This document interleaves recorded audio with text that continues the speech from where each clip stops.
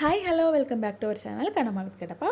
So இன்றைக்கி நம்ம வீடியோவில் என்ன பார்க்க போகிறோம் அப்படின்னு பார்த்தீங்கன்னா ரொம்ப டிஃப்ரெண்ட்டான ஒரு மெத்தடில் ஃபிஷ் ஃப்ரை எப்படி செய்கிறது அப்படிங்கிறத பார்ப்போம். நான் எப்போ ஃபிஷ் வாங்கினாலும் இந்த மாதிரி தான் ஃபிஷ் வந்து ஃப்ரை பண்ணுவேன்.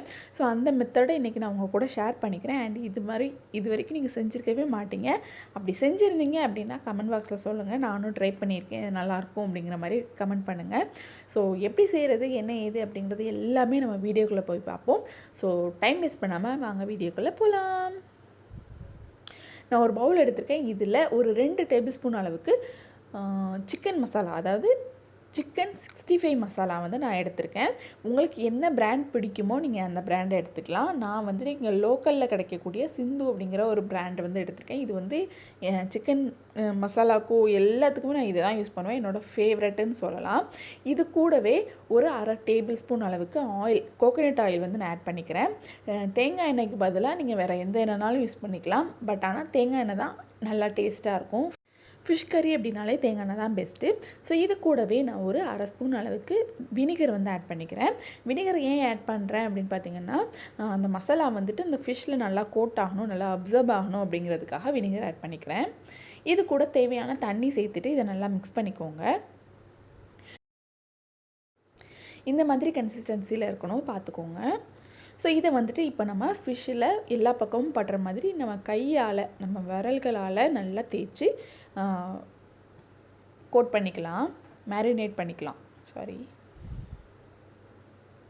உங்களுக்கு என்ன ஃபிஷ் பிடிக்குமோ நீங்கள் அதை எடுத்துக்கலாம். அண்ட் அதே மாதிரி வீடியோ பிடிச்சிருந்துச்சுன்னா லைக் பண்ணவும், வீடியோ எப்படி இருந்தது அப்படிங்கிறத கமெண்ட் பாக்ஸில் சொல்லவும் மறக்காதீங்க. இதே மாதிரி இன்னும் நிறைய வீடியோஸ் பார்க்கணுன்னா மறக்காமல் சேனலை சப்ஸ்கிரைப் பண்ணிட்டு பக்கத்தில் இருக்க பெல் ஐக்கானையும் கிளிக் பண்ணிக்கோங்க. அப்போ தான் நான் அடுத்த வீடியோ போடும்போது உங்களுக்கு நோட்டிஃபிகேஷன் வரும். நீங்கள் என்னோடய வீடியோஸை மிஸ் பண்ணாமல் பார்க்க முடியும். ஸோ இப்போது ஃபிஷ்ஷில் எல்லா பக்கமும் படுற மாதிரி நம்ம கோட் பண்ணியாச்சு. நல்லா மேரினேட் பண்ணியாச்சு. இது வந்து ஒரு 1 hour வரைக்கும் நம்ம மேரினேட் பண்ண விடணும். இதில் நான் வந்துட்டு உப்பு சேர்க்கலை. இப்போது 1 hourக்கு அப்புறமா தான் நான் உப்பு சேர்த்துட்டு எல்லா பக்கமும் படுற மாதிரி கோட் பண்ணி விடுறேன். நான் ஏன் ஃபஸ்ட்டு உப்பு சேர்க்கலை அப்படின்னு பார்த்தீங்கன்னா, மசாலா எல்லாமே தண்ணியாக ஆகிடும். உப்பு சேர்த்திங்கன்னா உப்பு வந்து மெல்ட் ஆகிட்டு அது மசாலா ஃபுல்லாக தண்ணியாக கரைஞ்சி போயிடும். ஃபிஷ் மேலே எந்த மசாலாவுமே கோட் ஆகிருக்காது. ஸோ அதனால தான் நான் 1 hour மேரினேட் பண்ணதுக்கு அப்புறமா உப்பு சேர்த்துட்டு திருப்பி ஒரு 15 மினிட்ஸ்க்கு அப்புறமா நான் இதை ஃப்ரை பண்ண போகிறேன். இப்போ பார்த்திங்கன்னா 15 மினிட்ஸ் ஆயிடுச்சு.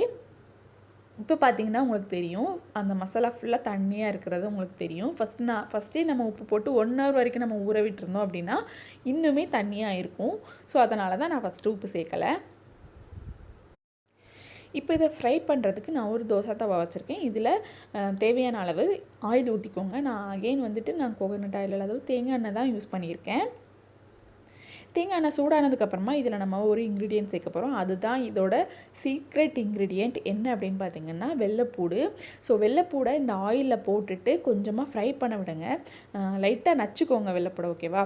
நச்சுட்டு இந்த மாதிரி கொஞ்சம் ஃப்ரை பண்ணுங்கள். அந்த ஃப்ரை ஆகும்போது அந்த தேங்காய் எண்ணெயில் அந்த வெள்ளைப்பூடு ஃப்ரை ஆகும்போது அதோட ஸ்மெல்லு வந்து வேறு லெவலில் இருக்கும்.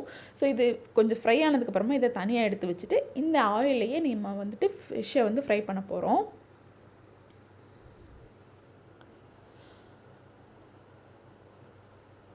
ஸோ இந்த மாதிரி ஃபிஷ்ஷை போட்டுட்டு நல்லா ஃப்ரை பண்ண அது வந்து வேக விடலாம்.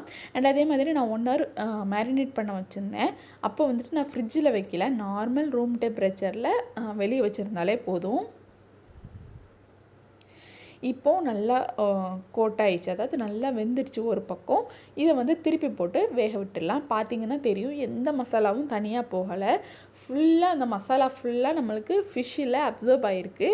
நல்ல டேஸ்டியாக இருக்கும்.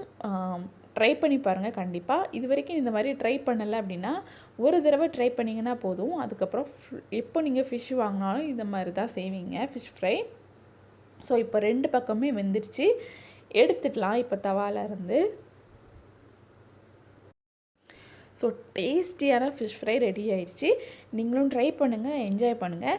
அதே மாதிரி இந்த வீடியோ உங்களுக்கு பிடிச்சிருக்குன்னு நம்புகிறேன். பிடிச்சிருந்துச்சு அப்படின்னா மறக்காமல் லைக் பண்ணுங்கள். லைக் பண்ணிட்டு பக்கத்தில் இருக்க சப்ஸ்கிரைப் பட்டன், சேனல்னே பக்கத்தில் இருக்கக்கூடிய அந்த ரெட் கலர் சப்ஸ்கிரைப் பட்டனையும் கிளிக் பண்ணிக்கோங்க.